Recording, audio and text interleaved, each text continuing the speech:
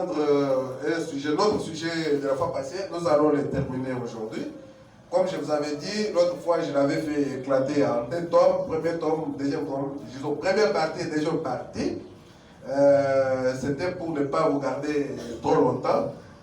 Aujourd'hui, on va faire aussi un effort pour terminer à temps. Si on a 1 heure de prédication, 1h20, 1h30, tout au plus, cela suffit pour ne pas vous retenir longtemps, vous risquez de vous fatiguer. Nous allons lire 3 passages de l'Écriture. Nous prenons Exode, chapitre 28. Nous allons lire verset 29 jusqu'au verset 30. Ensuite, nous allons prendre 1 Chronique, chapitre 6. Nous lirons le verset 49. Et enfin, nous lirons dans Hébreux, chapitre 9, verset 11 à 12. Nous commençons avec Exode 28, verset 29 à 30. Lorsqu'Aaron entrera dans le sanctuaire, il portera sur son cœur les noms des fils d'Israël, gravés sur le pectoral du jugement, pour en conserver à toujours les souvenirs devant l'Éternel. Tu joindras au pectoral du jugement l'Urim et les Thummim, et ils seront sur le cœur d'Aaron lorsqu'il se présentera devant l'Éternel. Ainsi, Aaron portera constamment sur son cœur le jugement des enfants d'Israël lorsqu'il se présentera devant l'Éternel. Nous prenons 1 Chronique, chapitre 6, au verset 49. Aaron et ses fils offraient les sacrifices sur l'autel des holocaustes et l'encens sur l'autel de parfum. Il faut retenir tous ces termes-là. L'autel de parfum. Il remplissait toutes les fonctions dans le lieu très saint et faisait l'expiation pour Israël. Au niveau de l'autel de parfum, et il faisait l'expiation pour Israël. Selon tout ce qu'avait ordonné Moïse, serviteur de Dieu. Alors que nous lisons le dernier passage, c'est dans Hébreux chapitre 9, nous prenons le 11e et le 12e verset. Mais Christ est venu comme souverain sacrificateur des biens à venir. Il a traversé le tabernacle plus grand et plus parfait, qui n'est pas construit de main d'homme, c'est-à-dire qui n'est pas de cette création. Et il est entré une fois pour toutes dans le lieu très saint, non avec le sang de boucs et de veaux, mais avec son propre sang, ayant obtenu une rédemption éternelle. Que le Seigneur ajoute les bénédictions à la lecture de sa parole. Amen. Vous pouvez vous asseoir. Aujourd'hui, là, nous allons prendre la suite de notre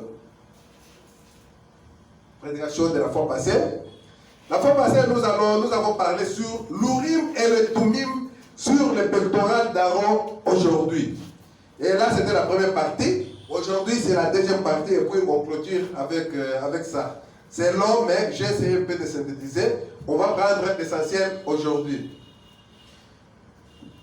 L'Urim, Thummim sur le pectoral d'Aaron aujourd'hui. D'abord, nous avons eu à voir ce que c'est que l'Urim, Thummim, pour ceux qui n'étaient pas là. L'Urim, Thummim était sur le pectoral d'Aaron. Aaron avait un vêtement un peu spécial pour exercer le sacerdoce. Dieu avait dit à Moïse qu'on puisse confectionner un vêtement pour le sacerdoce, pour Aaron, ainsi que pour ses fils. Parce qu'ils étaient choisis pour exercer le travail de Dieu au temple. Ils étaient des sacrificateurs. Et les souverains sacrificateurs, c'était Aaron. Et tous ses fils étaient des sacrificateurs. C'est-à-dire la famille d'Aaron était des sacrificateurs. Et faisait le travail de Dieu comme sacrificateur. Mais la tribu de Lévi, donc dans la tribu de Lévi, c'est là qu'on trouvait des gens qui travaillaient au temple. Donc c'était des Lévites. Il y avait des chantres, il y avait des concierges, il y avait des ceci et de cela. Là, c'était la tribu de Lévites. Maintenant, dans la maison d'Aaron, c'est là qu'on avait maintenant des sacrificateurs. Parce qu'Aaron était aussi un Lévite. Maintenant, sa maison, c'est là qu'on pouvait sélectionner ou bien qu'on pouvait faire sortir des sacrificateurs. Donc, bien qu'il y avait des Lévites partout, et ils travaillaient au temple. Mais la maison d'Aaron, c'est là, cette descendance-là, qu'on trouvait des sacrificateurs. Mais ils étaient aussi des Lévites. Mais la Bible nous dit, Aaron avait un vêtement qui était spécial. Il avait une tunique, il avait l'éphod, il y avait le pectoral, et sur l'éphod, on avait la pierre d'onyx, à gauche et à droite. Sur chaque pierre, il y avait des noms des enfants d'Israël. 6 à gauche, 6 à droite. Parce que les enfants d'Israël, les tribus d'Israël sont à 12. Donc, Jacob avait eu à avoir 13 enfants, dont une fille qui était Dina, et 12 garçons, où on avait Ruben, Issachar, Gad, Nephtali, Siméon, Judas, Benjamin, Joseph et consorts. Donc là, c'était les 12 fils d'Israël. La 13e, c'était une fille, elle, on ne la compte pas, Dieu ne compte pas les filles dans la généalogie. Alors, il y a 12 tribus d'Israël. Alors, maintenant, on a trouvé que les souverains sacrificateurs Aaron avait cet accoutrement-là spécial. Maintenant, il avait au niveau du pectoral un Urim Tumim. C'était des pierres qui étaient enchâssées, une ligne de pierres, une rangée, une rangée de pierres, une rangée de pierres, une rangée de pierres. Ça faisait 4 rangées de pierres. Alors, ces pierres-là, c'était les pierres porte-bonheur des enfants d'Israël. On avait sardoine, on avait chrysolite, on avait onyx, on avait saphir, on avait diamant, on avait escarboucle, on avait topaz jusqu'à sardoine. Jaspe jusqu'à sardoine. Et puis le prophète nous a fait voir, quand Jean a vu le Seigneur Jésus-Christ assis sur le trône, il a dit que je l'ai vu, il avait l'aspect d'un jaspe et d'une sardoine. Et le prophète dit, la pierre de jaspe, c'était la pierre porte-bonheur de Ruben. Ruben, c'était le premier fils de Jacob. Et le tout dernier fils, le cadet, c'était Benjamin. Et sa pierre porte-bonheur, c'était sardoine. Alors, quand Jésus avait l'aspect d'une pierre de jaspe et de sardoine, le prophète dit qu'il était le premier et il était le dernier. C'est ce que ça voulait signifier. Et il avait un arc-en-ciel tout autour. Là, c'est dans Apocalypse 4, verset 2, quand Jean l'a vu au ciel. Là, c'est lui qui était assis sur l'étoile. Il avait l'aspect d'une pierre de jaspe et de sardoine. C'est ce que le prophète dit. Il était le premier et le dernier. Il était le commencement et la fin. Il était l'alpha et il était l'oméga. Alléluia. Et à quoi donc servait l'Urim et le Tumim? Dieu avait dit que cet Urim Tumim soit porté par Aaron. Et cela servait de test. Le prophète dit, les enfants d'Israël, quand ils étaient là-bas dans le désert, selon la sacrificature d'Aaron, ils avaient 3 moyens de consulter Dieu. Ils avaient le prophète ou les songeurs, celui qui avait des songes, ou un prophète. Ils avaient la loi et ils avaient aussi l'Urim et le Tumim. Toi, un prophète ou celui qui a une vision, quand il donne ta vision, on t'amène devant Aaron et tu parles de ta vision. Si cela venait de Dieu, il y avait une lumière surnaturelle qui venait et qui frappait les différentes pierres. Et ça formait l'arc-en-ciel. Et cela voulait dire que Dieu a créé cela. Dieu a dit que ça vient de moi. Si tu parles et que les pierres ne t'étincellent pas, il n'y a pas de lumière qui vient pour frapper les pierres, on prend seulement ta vision, on froisse ça, on met dans la poubelle. C'est fini. Il ne faut même pas réclamer, dire, oh non, moi j'ai une vision à 5 heures. Non, ça il faut oublier. Alléluia. Amen.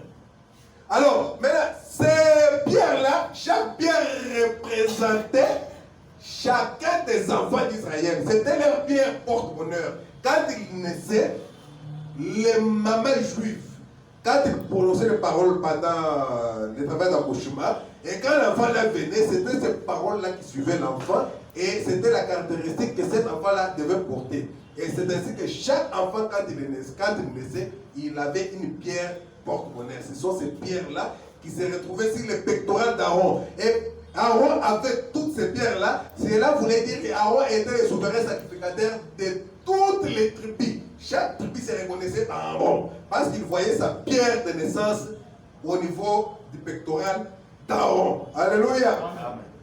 C'était un peu ça. L'autre fois, quand on a vu ce que c'est que le pectoral d'Aaron avec l'Urim et le Tumim. Alléluia. Amen. Mais le prophète nous a montré qu'après un temps, ce pectoral ou bien l'Urim et le Tumim a été ôté d'Aaron. Quand Aaron est mort, on a placé ça à un poteau. C'était au temple. Aaron était pris et on a pris le pectoral, on a placé ça à un poteau. Et chaque fois quand quelqu'un avait un songe ou une prophétie, on l'amenait au poteau temple. Il parle de son songe et après, on voit si Dieu va confirmer cela ou pas.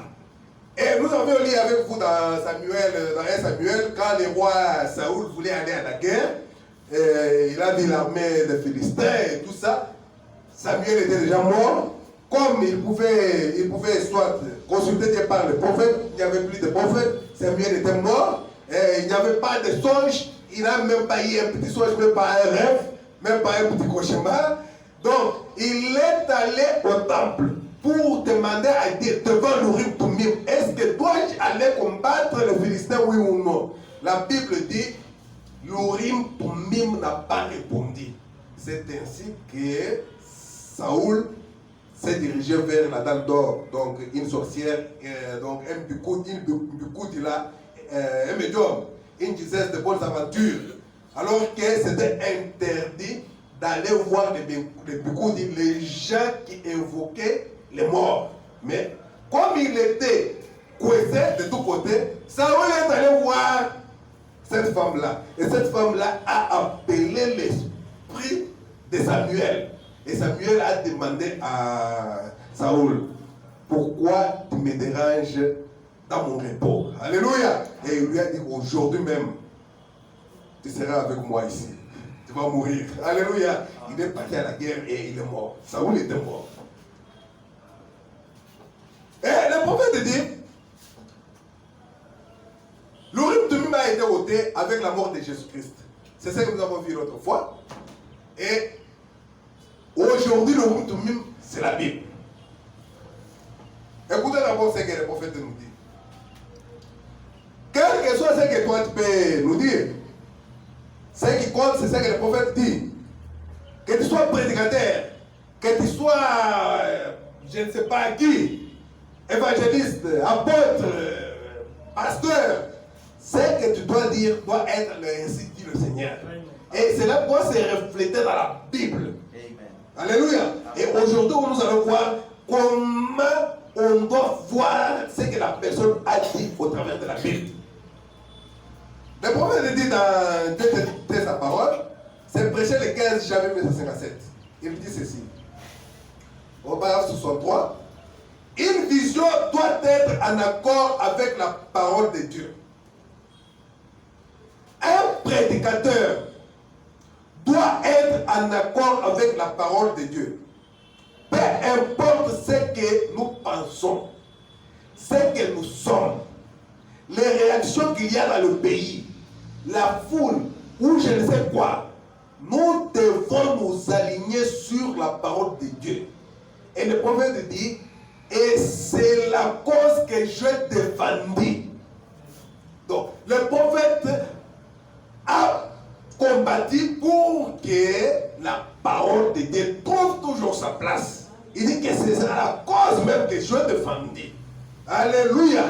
Qui que tu sois, ce que tu dois faire, c'est ramener et ta vision, et ta prédication, et ton songe, ce que tu peux avoir lui, que cela soit conforme à la parole. Nous avons vu avec vous ici, le prophète montrant un prédicateur qui est venu les voir, pour lui dire que non, frère madame, tu vois, moi je pardonne, hein, je pardonne. Je te raconte un songe.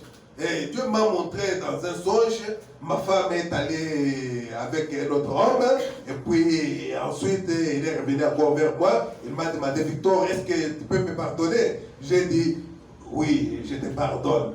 Et tu vois, frère madame, je pardonne. Hein? Frère madame lui a dit, ton songe, c'est le diable qui te l'a donné. Ça, ce n'est pas Dieu. Alléluia. Il dit, elle ne peut plus revenir vers toi. Parce qu'en revenant vers toi, c'est une condition pire qu'avant. Elle doit rester seule toute sa vie. Alléluia. Le frère Madame dit ceci, dans la prédication de la vie, au paragraphe 22. Mais pour moi, cela doit être scripturaire. Tout ce que la personne peut dire. Cela doit être scripturaire. Alors je saurai que c'est vrai. Laissez cela briller dans les Écritures. Alors c'est en ordre. Parce que je sais qu'il appuiera cela. Je sais qu'il appuiera cela. Donc, quand c'est Dieu qui t'a donné les songes, ou quand c'est Dieu qui t'a donné la vision, ou c'est quand c'est Dieu qui t'a donné ce que tu prêches, il va faire quoi? Il va confirmer cela. Amen. Alléluia. Amen. Et le prophète dit, l'Urim Tumim aujourd'hui, c'est la Bible. Parce que du temps Aaron, on utilisait l'Urim et le Tumim. Quand Aaron est mort, on a placé ça au poteau. Et après, quand Jésus est venu, on a ôté les sacerdoces d'Aaron. Jésus a introduit les sacerdoces selon Melchisedec. Parce qu'avec les sacerdoces d'Aaron, ne peut être sacrificateur que le descendant d'Aaron. Alléluia. Mais quand Jésus est venu, il n'était pas de la tribu de Lévi. Il était de la tribu de Juda. Alléluia. Mais ici, il ne s'agissait pas de Lévi ni de Juda, il s'agissait de Melchisedec. C'était une sacrificateur ou un sacerdoce selon l'ordre de Melchisedec. C'est ça que le prophète nous dit. Il y a ici plus que Salomon. C'est prêché le 15 mai 1964. Frère Branham dit ceci. C'est au paragraphe 56. Il dit, maintenant, quand ces sacerdoces furent abolis, les sacerdoces d'Aaron, quand ces sacerdoces furent abolis, les sacerdoces d'Aaron, alors cet Urim Tumim fut ôté. Donc, cet Urim Tumim qui faisait briller la lumière sous forme d'arc-en-ciel. Quand il dit la chose, et si cela venait de Dieu, cela doit frapper l'Urim et le Tumim, et cela donne la lumière. C'était une confirmation que c'est Dieu qui t'a parlé. Alléluia. Et tout le monde acceptait cela. Mais quand cela fit aboli les sacerdoces d'Aaron, les Urim et les Tumim furent ôtés. Mais dans ces sacerdoces ici, les sacerdoces de Melchisedec, nous avons aussi un Urim Tumim. Peu importe combien un prédicateur peut vous dire que le temps des miracles est passé, que le parler à langue n'existe pas à ce jour-ci, que le baptême du Saint-Esprit n'existe pas, la lumière n'apparaîtra pas sur l'Urim Tumim de Dieu. Alléluia. Amen. Quand il dit ça, cela ne va pas donner la lumière sur la Bible, parce que la Bible dit que c'est encore valable aujourd'hui. Quand quelqu'un dit que cela n'est plus pour aujourd'hui, le prophète dit la lumière n'apparaîtra pas sur l'Urim Tumim de Dieu. Et l'Urim Tumim de ces jours-ci, c'est la Bible. Le prophète dit, l'Urim Tumim de ces jours ici, c'est la Bible. Amen. Alléluia. Amen. Mais la Bible ici que vous voyez, c'est une grande forêt. Une grande forêt. Vous pouvez entrer là-bas et sortir de la Bible, tu dis aux gens, non, nous allons porter le bleu blanc. Tu entres là-bas, tu sors, oh non, c'est le vert blanc. Tu entres là-bas, quand tu sors, oh non, toutes les femmes doivent avoir les mouchoirs de tête. Tu sors de là et puis tu viens. Oh non, que tout le monde enlève ses souliers. Mais tu n'as pas la révélation. C'est une grande forêt, la Bible. Alors que c'est notre Urim et Tumim. Le prophète dit que la Bible est l'Urim Tumim aujourd'hui. Mais c'est une grande forêt. Alléluia. La Bible. Et le prophète dit, pour lire cette Bible, le prophète dit dans les événements modernes, rendus clairs par la prophétie, c'est prêché le 6 décembre 1965, au paragraphe 67. Il dit, quand vous lisez la Bible, prenez mes lunettes. Les lunettes du prophète. Alléluia. Et les lunettes du prophète, ce sont le brochures.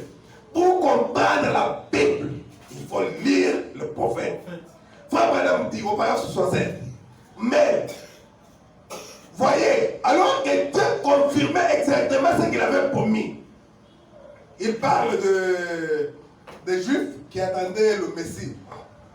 Ils attendaient le Messie là-bas au temple, disant, comme la parole dit, soudain entrera dans son temple, le Seigneur que vous attendez. Alléluia. Et ils étaient là au temple de Jérusalem, attendant que le Seigneur entre soudain dans son temple. Alors que ce n'était pas ce que la Bible ou bien les Torah qu'ils avaient à l'époque disaient.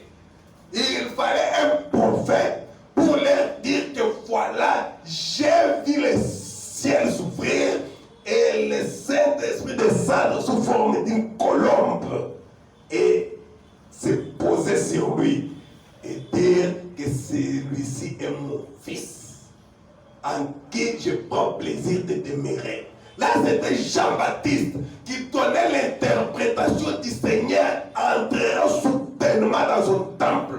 Alors que là-bas, il y avait des sacrificateurs qui attendaient qu'il entre dans le temple de Jérusalem. Alléluia.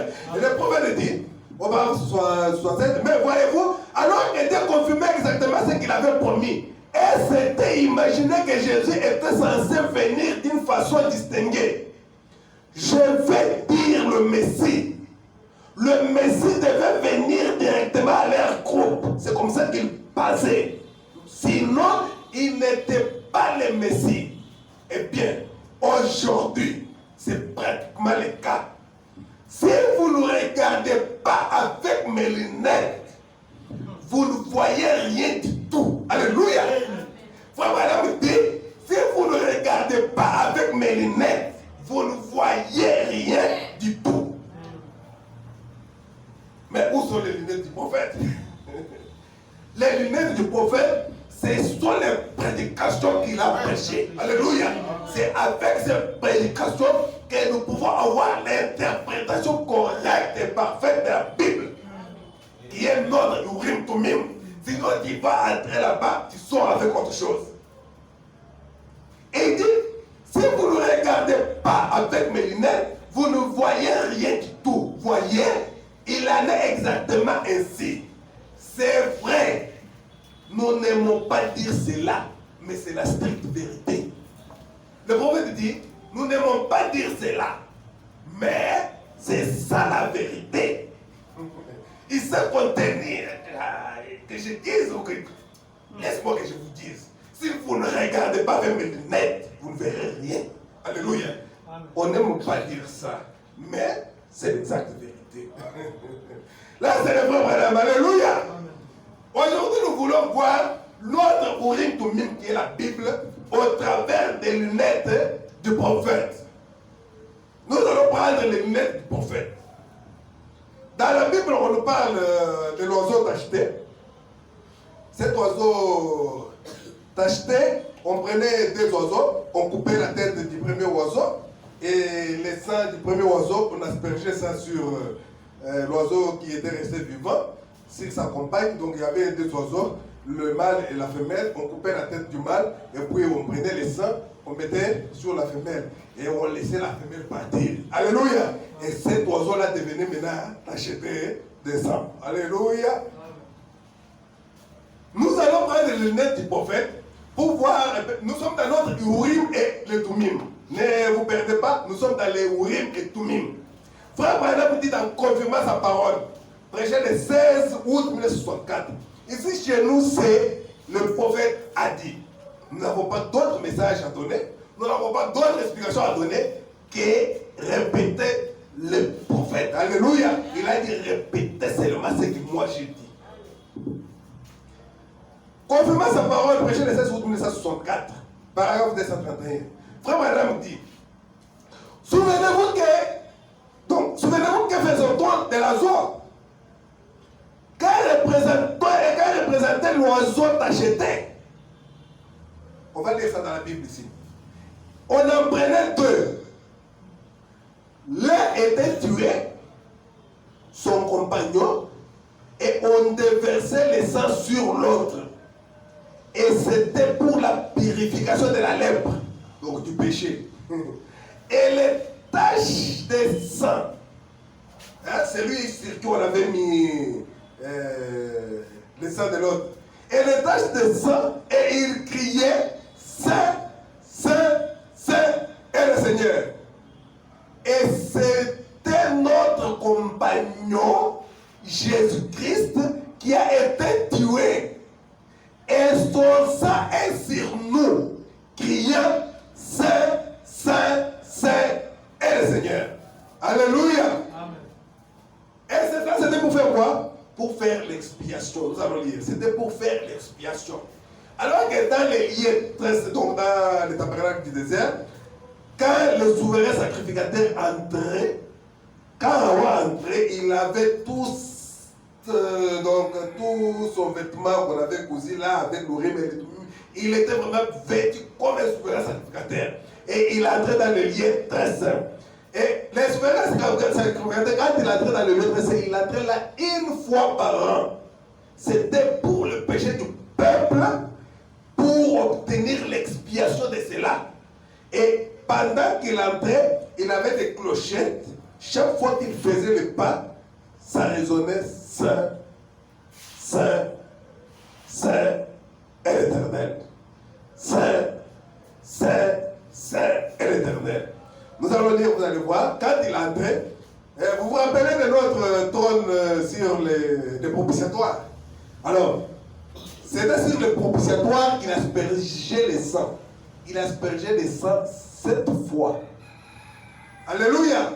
Et ceux qui étaient dehors étaient toujours dans l'attente, en attendant que les souverains sacrificateurs sortent de là. Parce que s'ils osent faire quelque chose qui n'est pas juste, ils meurent sur les champs. Là, Dieu ne... Parce que c'était un trône de jugement. C'était les saints aspergés qui faisaient que la colère de Dieu s'adoucisse.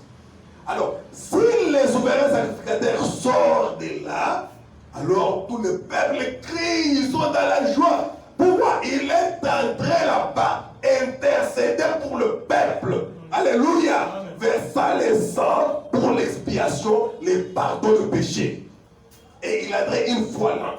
Et s'il prenait, on mettait donc une corde à son pied, et puis on essayait de tirer. Si on voit que la corde bougeait, donc la personne résiste, c'est qu'il est vivant. Mais si on trouve que la corde, on tire, bon, ça vient, donc c'est qu'il est déjà mort. Personne ne pouvait entrer dans les lieux très saints. On tirait tout simplement la corde jusqu'à faire sortir le cadavre du souverain sacrificateur. C'est que Dieu l'avait tué là-bas. C'est dans le lieu très saint, on n'entrait pas vaille que vaille. Alléluia. Même si tu es souverain sacrificateur, tu dois entrer selon certaines cadences avec les saints pour asperger sur les propitiatoires. Parce que le trône de Dieu a toujours été le trône du jugement. On avait vu avec vous l'autre fois que c'est les saints qui rendent ce trône-là le trône de miséricorde. Dès que les saints ne parlent là, c'est un jugement. Alléluia. Parce que du trône sortent des éclairs, des tonnerres, et ainsi de suite. Alléluia. Vous vous rappelez. Et frère Madame me dit, c'était notre compagnon Jésus-Christ qui a été tué et son sang est sur nous. Criant Saint, Saint, Saint est le Seigneur. Prenons un peu ce que frère Branham dit là. Prenons ce que frère Branham dit là, comme ça, on a quand même une idée, et puis on continue. Nous sommes dans la Bible. On prend Lévitique. Lévitique chapitre 14, nous allons prendre le 4e verset jusqu'au 7e verset. Il est écrit ceci, avant de continuer. Les sacrificateurs ordonnera que l'on prenne pour celui qui doit être purifié des oiseaux vivants et purs, du bois de cèdre, du cramoisi et de l'hysope. Les sacrificateurs ordonnera qu'on égorge l'un des oiseaux sur un vase de terre, sur de l'eau vive. Il prendra l'oiseau vivant, le bois de cèdre, le cramoisi et l'hysope, et il les trempera avec l'oiseau vivant dans le sang de l'oiseau égorgé sur l'eau vive. Alléluia. Et il en fera 7 fois l'aspersion sur celui qui doit être purifié de la lèpre. Il asperge le sang 7 fois sur celui qui devait être purifié. Puis, il le déclarera pur, celui qui devait être purifié. Et il lâchera dans les champs l'oiseau vivant. Voilà ce qui s'est passé. On prend un oiseau qui est vivant, on coupe sa tête, on prend l'oiseau qui est resté vivant, on prend le sang de l'oiseau mort, on met on l'asperge sur l'oiseau vivant. Et c'est avec ce sang-là qu'on faisait la purification de celui qui devait être pardonné du péché. Alors, parce que la lèpre, c'était le péché, c'était le jugement à l'époque par Dieu. Alors, quand on termine, on laisse maintenant l'oiseau vivant qui continue. Écoutez ce que le prophète dit. Il continue, nous sommes dans Christ et le mystère de Dieu révélé. Il parle de ça. Il dit ceci. Au paragraphe 599 et puis 600. Nous allons lire 599 et 600. Frère Branham dit, vous vous rappelez la Bible à ce sujet. Les grands oiseaux t'achetaient. Mais elle portait son nom. Elle portait sa vie. Donc elle portait la vie de l'oiseau mort. Alléluia. Cet oiseau-là portait la vie de l'oiseau mort parce que la vie se trouve dans le sang. Comment on dit d'acheter l'oiseau? Tous étaient blancs. Tous les 2 oiseaux, ils étaient blancs. Et puis on a coupé la tête à l'un et on a laissé couler le sang sur l'autre. Et l'autre oiseau était tacheté de sang rouge. Et il battait ses ailes comme ceci. Et le sang criait, Saint, Saint, Saint, pendant qu'il arrosait la terre. Alors que le mouvement de Saint, Saint, Saint, c'est pour les sacrificateurs, pour l'expiation du péché des gens dans les camps. Alléluia. Mais ici, nous avons cet oiseau qui a le sang de son compagnon en train d'arroser la terre, criant Saint, Saint, Saint, et l'Éternel. Pendant qu'il arrosait la terre. Yes, nous sommes en train de parler de l'expiation. Alléluia. Parce que c'est ce que les souverains sacrificateurs ou bien les sacrificateurs faisaient. Nous avons lu avec vous ici, on nous a dit que Aaron et ses fils exerçaient toutes les fonctions du sacerdoce. Alléluia. Même pour l'expiation du peuple. Alléluia. Amen. Et frère Branham dit, dans une vie cachée, nous sommes toujours avec notre oiseau tacheté. Dans une vie cachée en Christ, au paragraphe 2, il dit, un jour, nous allons nous élever sur les ailes du grand oiseau tacheté. Alléluia. Et nous nous poserons à un endroit d'où nous n'aurons plus à retourner. Vraiment. Pas vrai? Nous attendons ce moment-là. L'oiseau tacheté. Comprenez que l'oiseau tacheté, c'était l'oiseau femelle. L'oiseau mort, c'était l'oiseau mâle. On prenait le sang de l'oiseau mâle qui était mort. Et le prophète nous a dit que notre oiseau qu'on a tué, c'était le Seigneur Jésus-Christ. Alléluia. Et l'oiseau tacheté, c'était l'oiseau femelle. Alléluia. Et il dit un jour, nous serons transportés et élevés sur les ailes du grand oiseau tacheté. Et nous nous poserons à un endroit où nous n'aurons plus à retourner. Pas vrai? Nous attendons ce moment. moment là. Vous allez vous demander, mais l'oiseau tacheté, c'est l'oiseau femelle. Mais qu'est-ce qui va encore se passer sous les ailes d'un oiseau tacheté? Lisons la Bible. Qu'est-ce que la Bible nous dit? Prenons Exode 4 et Exode 19. Nous allons lire dans Exode 19 pour avoir une idée et puis on continue.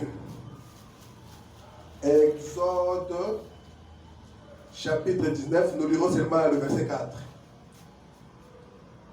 Au verset 4, vous avez vu ce que j'ai fait à l'Égypte et comment je vous ai porté sur les ailes d'aigle et amené vers moi.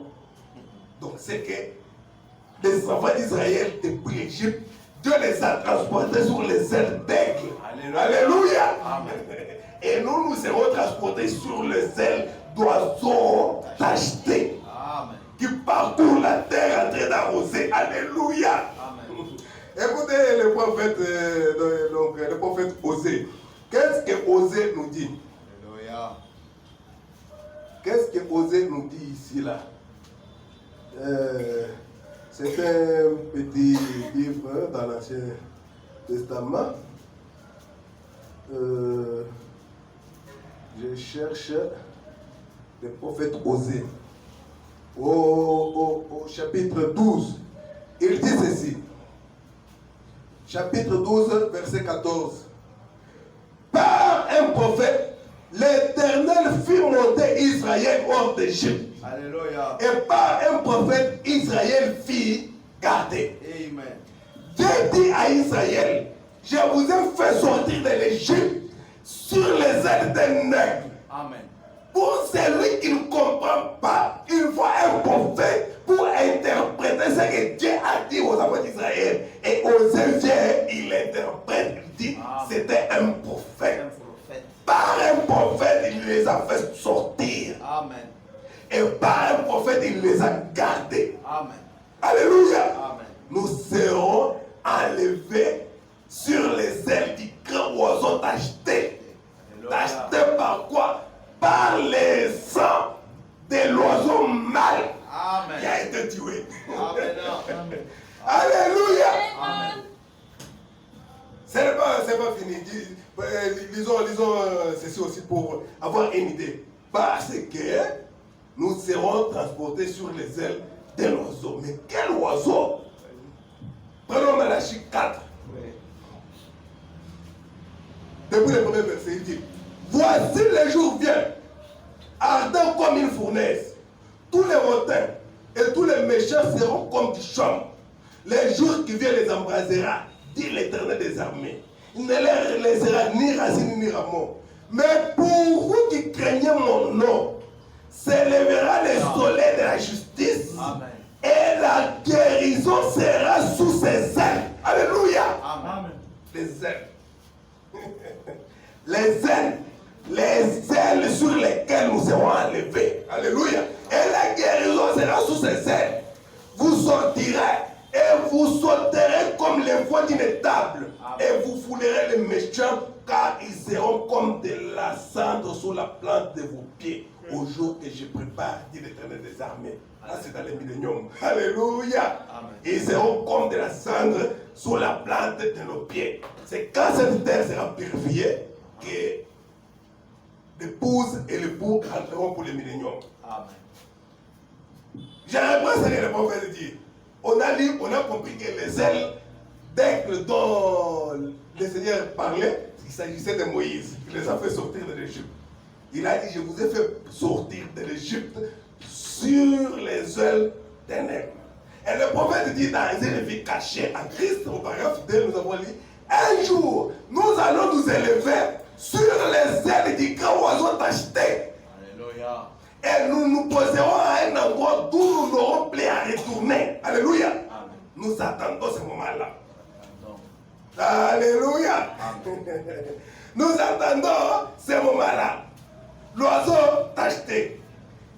Et qu'est-ce que cet oiseau tacheté faisait? La Bible, dont le prophète nous dit ici, on les laissait partir avec les sangs, criant Saint, saint, saint, pendant qu'il arrosait la terre. Et l'expiation, quand on jetait le sang sur les propitiatoires, la Bible dit que les souverains sacrificateurs devraient jeter le sang 7 fois. Amen. 7 fois. Le chiffre 7. S'il s'arrêtait à 6 et qu'il voulait sortir, le feu le brûle. Amen. Ne sort même pas, il meurt. C'est qu'il a commis une erreur. S'il asperge 8 fois, il meurt. Alléluia. Les enfants d'Aaron, une fois ils se sont hasardés, il y avait pour allumer les feux qui étaient sur le chandelier d'or, il y a le feu, on prenait le feu à partir de l'autel. On allumait le premier chandelier. Avec le feu du premier chandelier, on prend ce feu-là, on allumait le deuxième. Tu ne dois pas encore aller prendre le feu là-bas. Tu prends le feu qui était sur le premier chandelier, tu allumes le deuxième. Tu prends le feu du deuxième chandelier, tu allumes le troisième. C'est comme ça qu'étaient les âges de l'église, jusqu'au 7e chandelier. Alléluia. Mais les enfants d'Aaron ont commis une erreur. Ils ont amené un feu étranger. Donc, c'est-à-dire, ils sont venus avec le feu depuis le dehors pour entrer dans le tabernacle et allumer les chandeliers. Et un feu est sorti de l'autel et il les a brûlés tous. Alléluia. Amen. Les enfants d'Aaron que faisaient les sacerdoces. Alléluia. Amen. Mais Dieu les avait tués.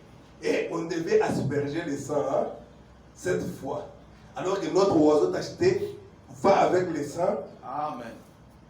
En train d'arroser la terre, criant Saint, Saint, Saint et l'Éternel.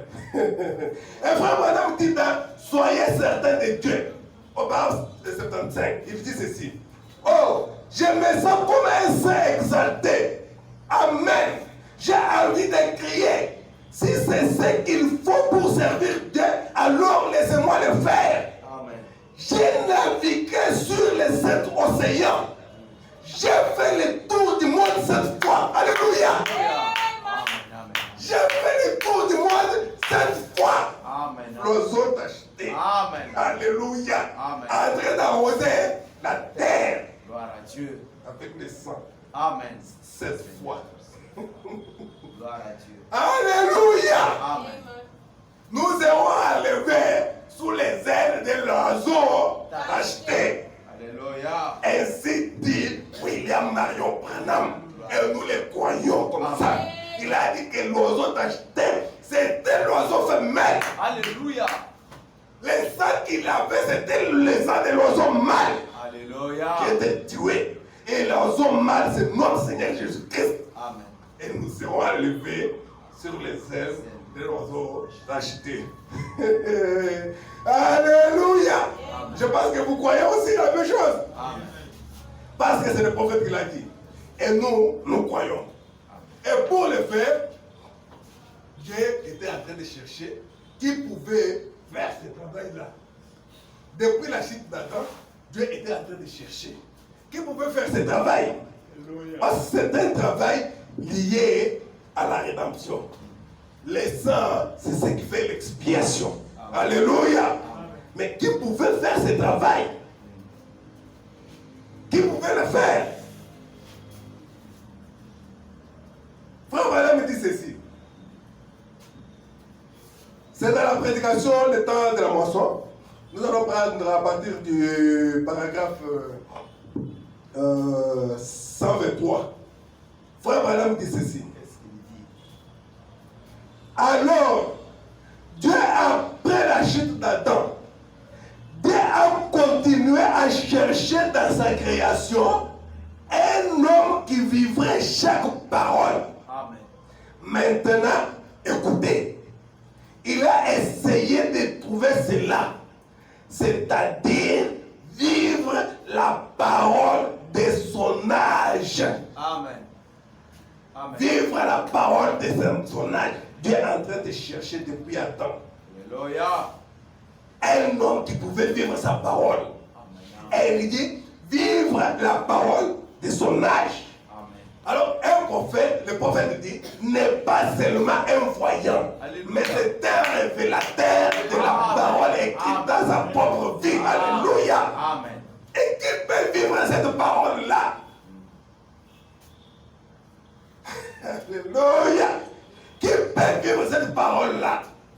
la parole de son âge. Et frère Branham dit, Madame Tabernacle, même nous ici, à la Sainte Convocation, ça nous concerne. Il dit, vous êtes des chanceux. Amen. Madame Tabernacle, vous avez de la chance. Parce que Dieu est en train de chercher qui pouvait vivre sa parole. Alléluia. Nous avons notre oiseau d'acheter, n'est-ce pas, qui parcourt la terre avec les ailes de son compagnon. Voilà. Et le prophète dit, j'ai navigué sur 7 océans et j'ai fait le tour du monde cette fois. Alléluia. Frère Madame dit dans l'adoption, c'est prêché le 22 mai 1960. Au paragraphe 136, nous allons lire 136 et 137. Frère Madame dit ceci. Nous allons faire vite pour terminer, pour ne pas trop vous garder. Alléluia. Amen. Aujourd'hui, donc, on va commencer à faire 1h ou 1h15, 1h20. On termine au lieu d'aller jusqu'à 2 heures de temps. Les gens se fatiguent, et surtout quand il fait chaud. Le prophète dit dans Adoption, paragraphe 136, nous allons lire 136 et 137. Alléluia. Amen. Notre oiseau tacheté, en train de faire l'expiation, disant Saint, Saint, Saint et éternel. Alléluia. Suivez attentivement. Quand ils apportaient les sang de l'alliance, les sangs, il fallait être loin. Là-bas dans le tabernacle du désert, du temps d'Aaron, dans la sacrificature selon Aaron, il fallait être loin quand on apportait les sangs de l'alliance. Et il portait des vêtements avec des petites clochettes. Une grenade et une clochette.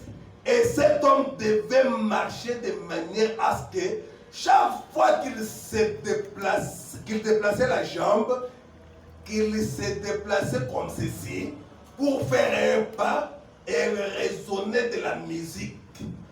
Saint, Saint, Saint est l'Éternel. Amen. Saint, Saint, Saint est l'Éternel. Alléluia. Saint, Saint, Saint est l'Éternel. Frère Madame dit, oh là là, de quoi est-ce que je parle? Il me pose la question, de quoi est-ce que je parle? Écoutez ceci, Branham Tabernacle.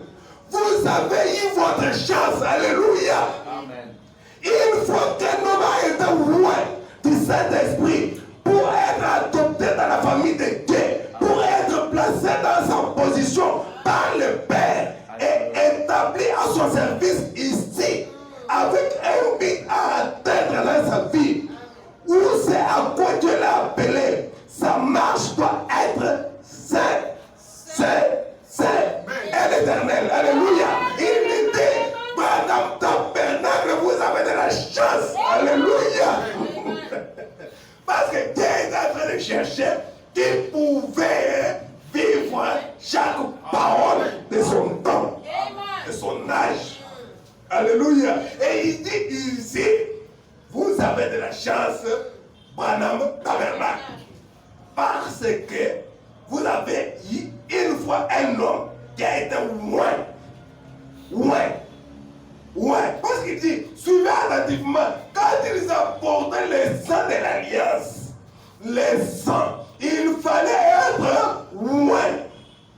Et il portait des vêtements, il parlait des sacrificateurs, du souverain sacrificateur. Et il portait des vêtements avec des petites clochettes de consorts. Il continue. Et ensuite, il s'est dit, de quoi est-ce que je parle? Écoutez ceci, Branham Tabernacle.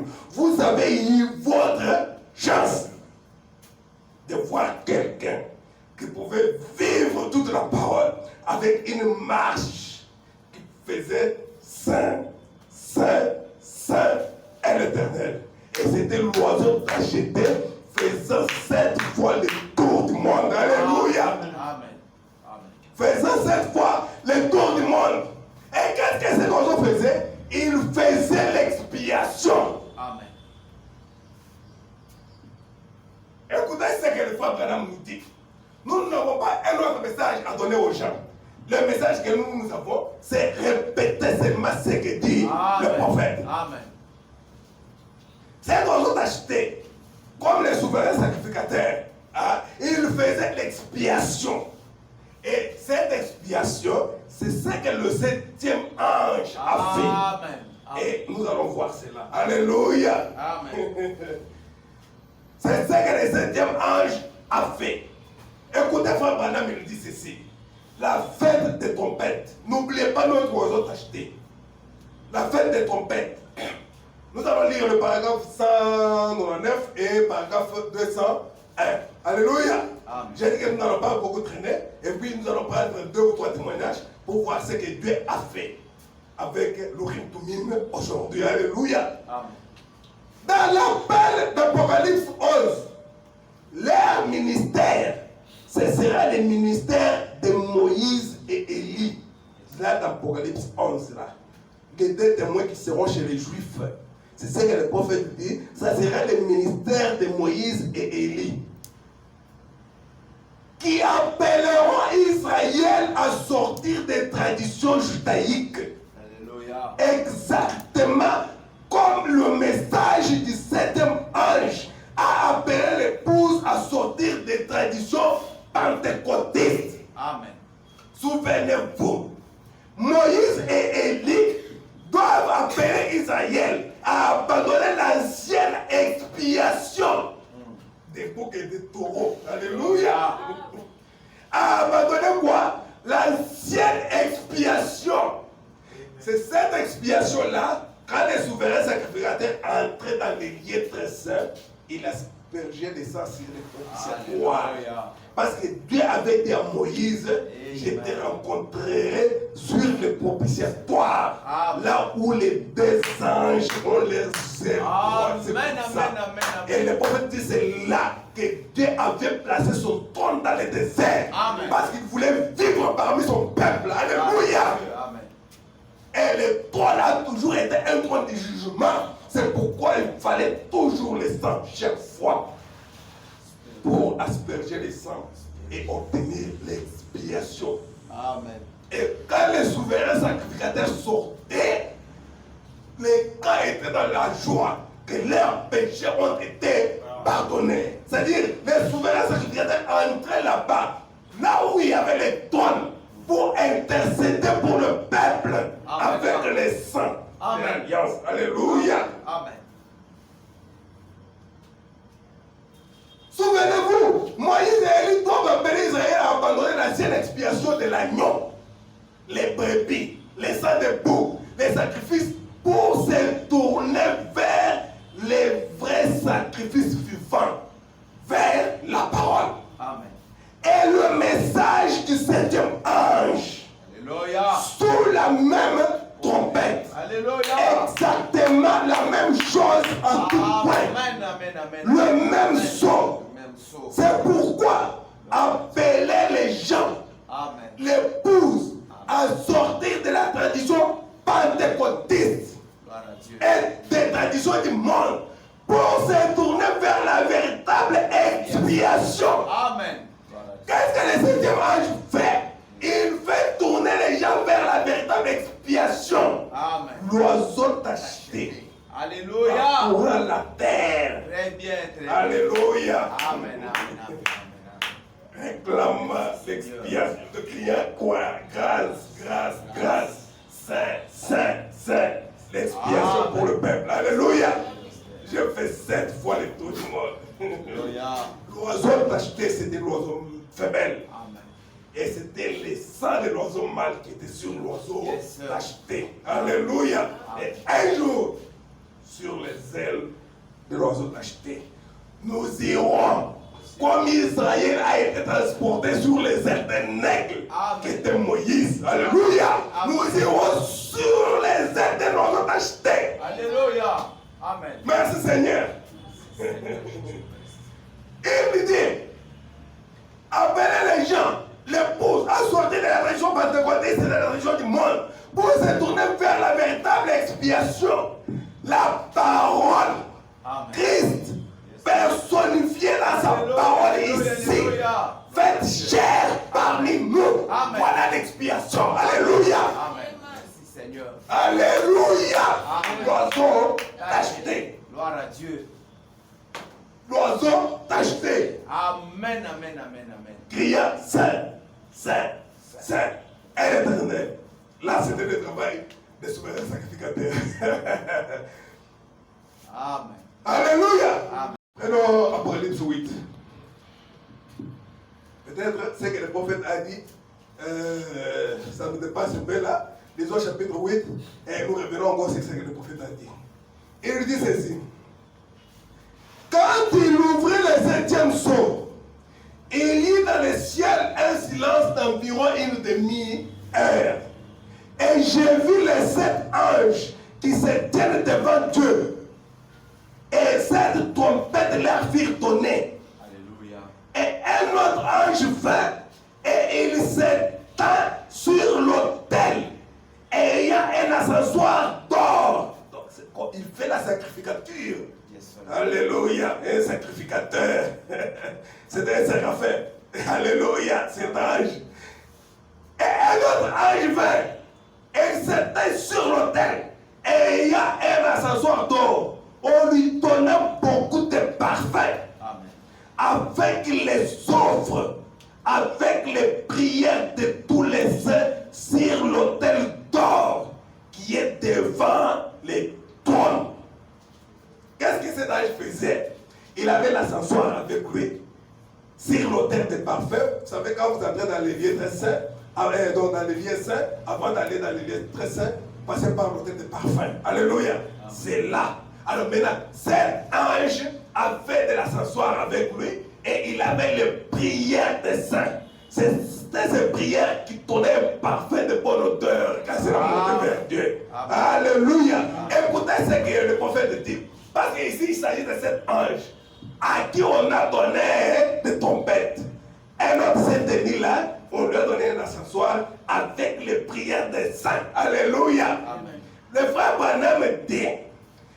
Et le message du septième ange sous la même trompette. Amen. Exactement la même chose en tout point. Les mêmes sons. Amen.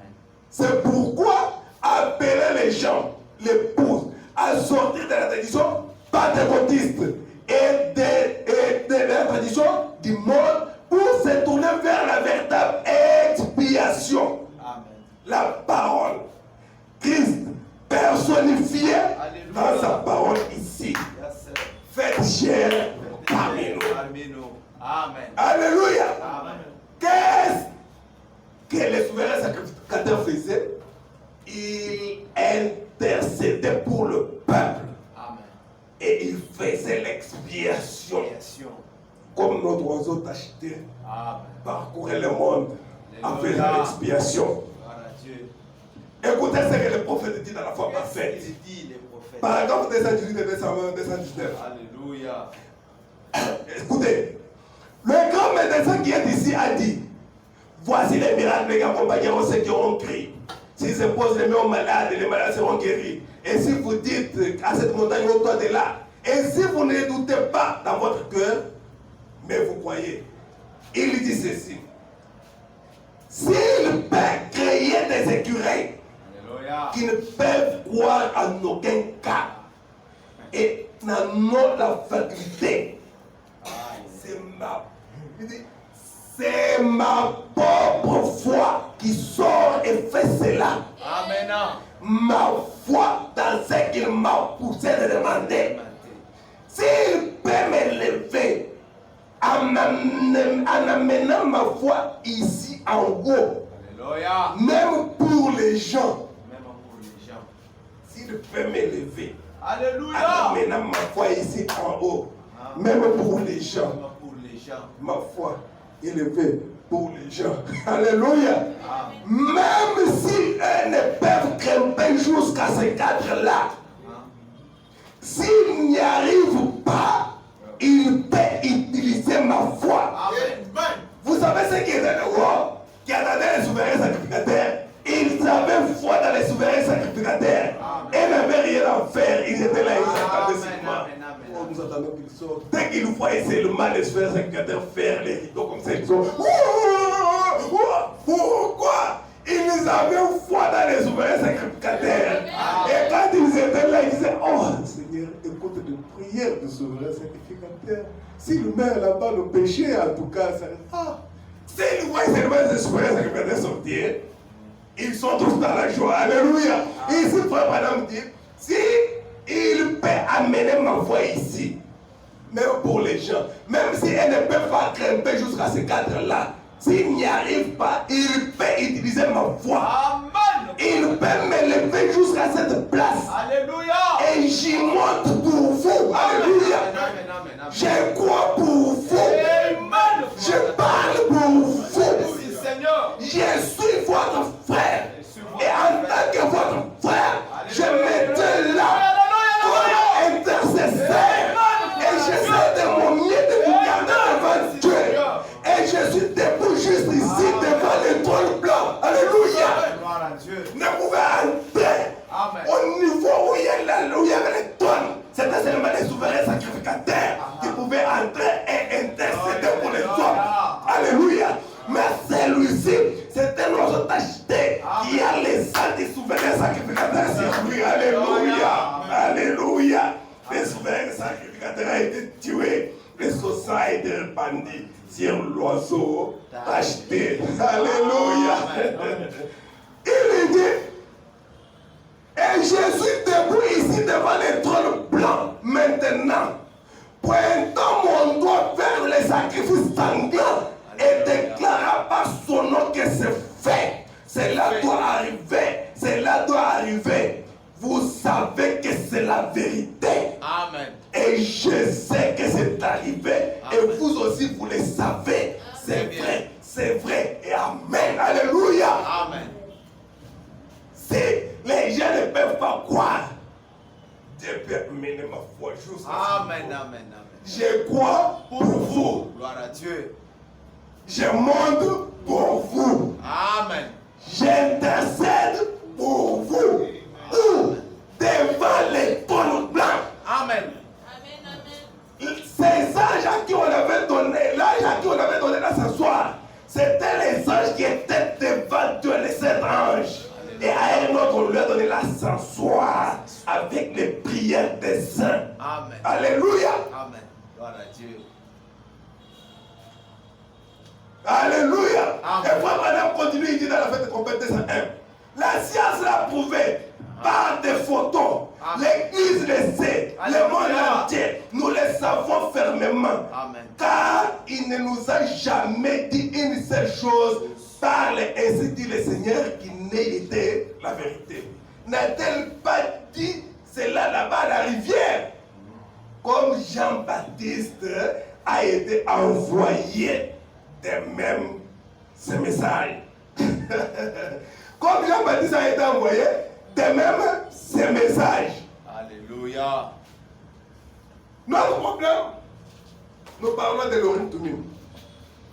L'Urim Tumim aujourd'hui. Et le prophète nous dit, l'Urim Tumim aujourd'hui, c'est cette Bible. Et il dit, portez mes lunettes, sinon vous ne comprendrez rien. Or, donc c'est que l'Urim Tumim brille à partir d'autres choses. Et c'était la lumière qui descendait là-bas dans les lieux très saints. Et cette lumière qui était là dans les lieux très saints, c'était cette lumière qui descendait sur l'Urim Tumim qu'avait porté Aaron sur son pectoral. Et ça donnait une lumière, et cette lumière formait l'arc-en-ciel. Et le frère Branham dit, les 7 couleurs de l'arc-en-ciel, quand ils sont fusionnés, ça donne une grande couleur qui était ambre. C'était la colonne de feu, la lumière surnaturelle qui venait et qui frappait l'Urim et le Tumim pour dire que c'est la vérité. Alléluia. Amen. Voyons ce qui se passe aujourd'hui. Nous allons prendre 3 témoignages et puis on termine. On prend 3 témoignages. Parce que l'Urim Tumim, ce qui confirmait la chose, que la chose est vraie, c'était la colonne de feu. Quand elle descendait sur les pectorales d'Aaron, et ça frappait les 12 pierres qui étaient sur le pectoral, et ça donnait l'arc-en-ciel. C'est ça que la Bible dit. Et à ce moment-là, que ce soit un songe, que ce soit une révélation, que ce soit une vision, que ce soit au nom de ma parler, si cela n'étincelle pas sur l'Urim et Tumim, Amen. On prend ton histoire, on jette. Yes, sir. On te dit, va t'asseoir et boire de l'eau, c'est fini. Amen. Alléluia. Amen. Écoutez, la même lumière qui descendait là sur le Urim et Thummim. Mais les gens qui se disent religieux rejettent cela, alors que c'est la lumière qui descendait et qui confirmait la chose. Yes, sir. Si les gens pouvaient seulement savoir ce que c'était. Dieu tient sa parole. Nous allons lire Dieu tient sa parole au paragraphe 65. Dieu tient sa parole. Paragraphe 65, nous allons lire 65, 67. Frère Branham dit ceci. Il est en train de parler de la lumière, la parole de feu qui était descendue à la rivière Bouillot quand il baptisait les gens. Là, il était encore un jeune ministre, un jeune prédicateur. Il était chez les baptistes. Et quand la chose s'est passée, c'était devant beaucoup de gens. Et la voix est sortie de la lumière. La colonne de feu qui est descendue sur donc, là où il était en train de baptiser. Et les autres étaient tombés KO, évanouis. Les autres criaient et consolent parce qu'ils ont vu une grande lumière descendre et puis rentrer là-bas au ciel. Les autres ont entendu seulement des tonnerres. Mais frère Branham a écouté la voix. De même que Jean-Baptiste a été envoyé pour préparer ma première venue. Amen. Ton message. Alléluia. Ma seconde venue. Le frère Branham dit, alors que je n'étais qu'un jeune prédicateur baptiste, au paragraphe 65, Dieu tient sa parole, 15 janvier 1957, paragraphe 65, alors que je n'étais qu'un jeune prédicateur baptiste, encore très jeune, et je baptisais là dans la rivière des centaines de gens cet après-midi-là. C'était mon premier réveil. Et cette lumière est descendue du ciel et s'est tenue là devant des milliers de gens. Donc, depuis le ciel, c'est descendu dans la rivière, là où il était. Et une voix a parlé depuis là-bas, disant que j'emporterai un message à travers le monde. Et il déclenchera un réveil semblable à celui qui fut déclenché au jour de Jean-Baptiste, avant la seconde venue de Christ. Amen. Les gens aussi ont gardé cela. Les journaux ont publié cela et tout. Ils ont écrit: une lumière mystique est apparue au-dessus d'un jeune baptiste, Alléluia. un pasteur local, pendant qu'il baptisait dans l'eau. Amen. Alléluia. Juste après ça, le prophète va voir son pasteur. Alléluia. Parce qu'il était chez les baptistes. Et quand je suis allé chez le surveillant général, l'un des hauts placés chez les baptistes, franchement, c'est lui qui m'avait baptisé, le docteur Davis, pour me faire entrer dans la communauté baptiste. C'est lui qui m'avait baptisé. Je suis allé lui en parler et il a dit: Billy, tu as besoin de repos. Tu as fait un cauchemar. Lui, il lui parle de la lumière mystique dont les journaux ont écrit. Alléluia. Qui venait du ciel. C'était la colonne de feu Amen. qui descendait juste là où il baptisait. Les surveillants lui disent: tu as fait un cauchemar. J'ai dit: je n'apprécie pas ça. Je vais démissionner maintenant même de l'église baptiste. Il a dit: tu veux dire qu'avec ton instruction de 6e primaire, tu iras dans le monde entier prêcher l'évangile et tout? Mais aujourd'hui, ça, c'est l'évangile de Frère Branham, non? Hein? Donc, le pasteur David n'avait pas raison. Alléluia. Parce qu'aujourd'hui, le message de Frère Branham est prêché partout dans le monde. Amen. Alléluia. Quand Frère Branham lui a parlé de ça, lui a commencé un peu à dénigrer Frère Branham. Il dit: et tu me dis qu'avec ton instruction de 6e primaire, parce que Frère Branham s'était arrivé à la 6e primaire, avec ton instruction de 6e primaire, tu iras dans le monde entier prêcher l'évangile et tout. J'ai dit: c'est ce qu'il a dit et c'est ce que je crois. Il dit, il m'a dit: ne prends pas cela au sérieux, Billy. Je pense que si tu te reposes quelques nuits, tu te sentiras mieux. Et puis je suis parti. Par la grâce de Dieu, j'ai commencé. Alléluia. Amen. Et maintenant, qu'est-ce qui s'est passé? Le feu du réveil brille sur chaque colline à travers le monde. Amen. C'est le message de Frère Branham. Alléluia. Amen. David n'avait pas raison. Frère Madame a dit, la lumière brille sur le monde.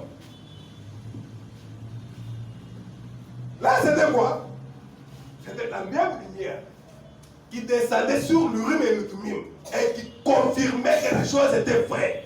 C'est cette lumière-là qui était descendue à la rivière Oyo pendant qu'il le baptisait. Alléluia. Amen. J'ai dit qu'on va prendre des témoignages, on termine. Là, c'était le premier témoignage. Prenons le deuxième. Alléluia. Amen.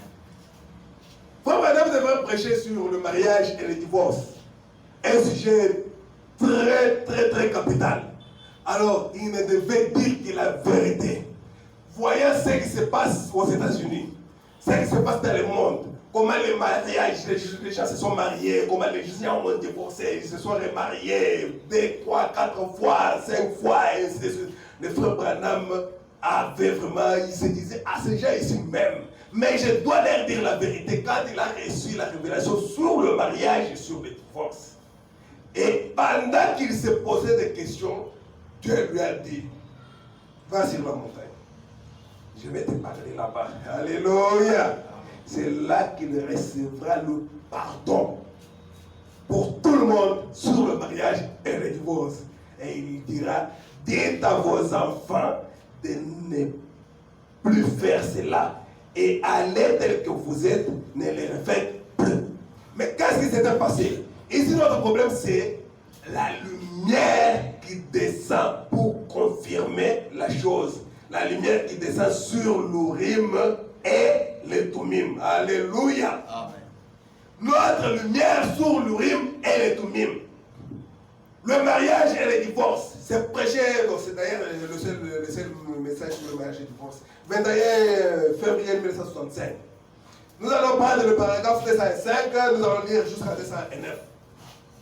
Qu'est-ce que frère Branham dit? Oui. L'autre jour, comme je sais que lorsque je vous dis quelque chose, ce doit être ainsi, dit le Seigneur. Amen. Alors, j'avais le passage de l'Écriture tel qu'il me les avait révélés. Mais je me disais, Seigneur Dieu, que puis-je dire à cette assemblée? J'aurai des séparations. Parce que les gens ont confiance en moi. Ils vont prendre ce que je vais leur dire. Ils vont dire, non, nous avons commis des erreurs. Ils vont commencer à se séparer en cascade. Les mariages vont encore se dissoudre. Il dit, Seigneur, que puis-je dire à cette assemblée? J'aurai des séparations. Des hommes seront assis sous la porche et dans la cour et partout ailleurs. Dois-je la quitter? Donc l'homme se pose la question, dois-je quitter ma femme? Les femmes aussi, dois-je quitter mon mari? Que dois-je faire? Je disais, Seigneur, que puis-je faire? Le frère Branham avait déjà la révélation sur le mariage et le divorce. Alléluia. Maintenant, comment apporter cela? Parce qu'il ne devait que dire la vérité. Et maintenant, il regardait comment les gens allaient se séparer en cascade. Alors, il commençait à intercéder pour le peuple. Alléluia. Seigneur, que dois-je faire? Ne puis-je pas me donner aussi la permission comme tu l'avais fait avec Paul? Alléluia. Écoutez ce qu'il dit. Quelque chose m'a dit, va là-bas sur la montagne et je te parlerai. Et pendant que j'étais là-haut sur la montagne, je ne savais pas qu'en bas à Tixon, les gens voyaient cela. Alléluia. Amen. Mais même les enseignants ont fait sortir les enfants. Amen. Ma fillette et les autres, Yes. ils étaient à l'école. Amen. Ils les ont fait sortir de leur classe. Et ils disaient, regardez là-bas sur la montagne. Alléluia. Il y a un nuage couleur ambre en feu qui monte dans les airs et redescend. Qui monte dans les airs et redescend. Donc c'est-à-dire que Dieu a dit à Frère Branham, va sur la montagne, je vais te parler maintenant. Qu'est-ce que tu vas dire aux gens? Alléluia. Amen. Il dit, je suis allé, il était seul. Mais il ne savait pas que là-bas à Tixon, on voyait ce qui s'est passé sur la montagne. Et les gens ont fait sortir les enfants de l'école. Même sa fille était aussi à l'école. Et regardez ce qui s'est passé là-bas sur la montagne. Il y a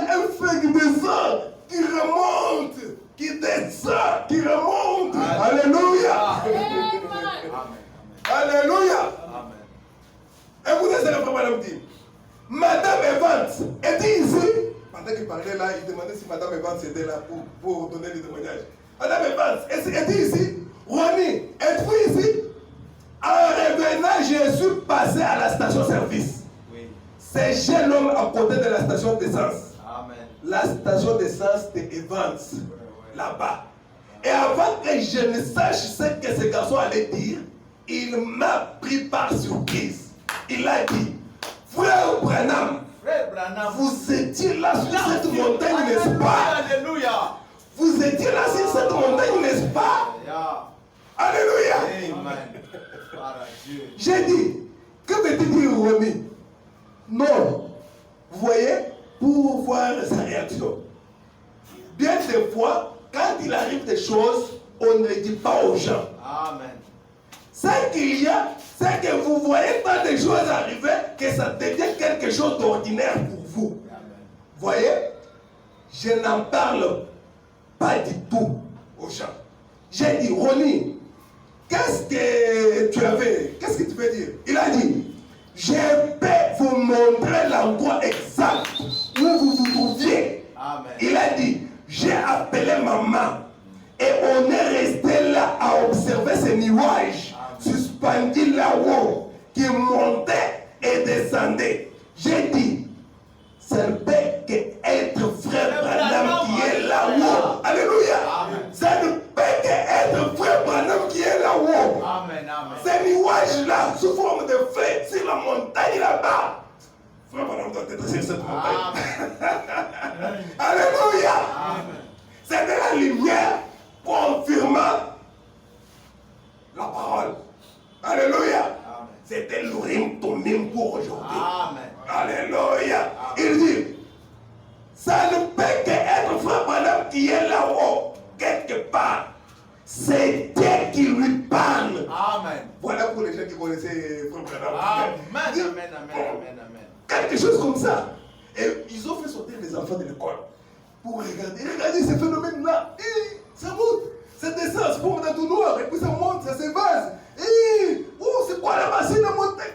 Et un autre dit, maman, frère Branham doit être sur cette Ça montagne-là. doit être que lui. Et quand frère Branham revient, il quitte la montagne, c'est dans Tucson.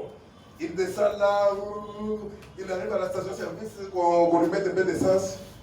Frère Branham, n'est-ce pas que tu étais sur la montagne? Amen. N'est-ce Quoi? pas que tu étais sur la montagne? Non, tu étais sur la montagne. Je peux même te montrer l'endroit où tu étais. Alléluia. Alléluia. J'ai dit même à maman que frère Branham doit être sur la montagne. Alléluia.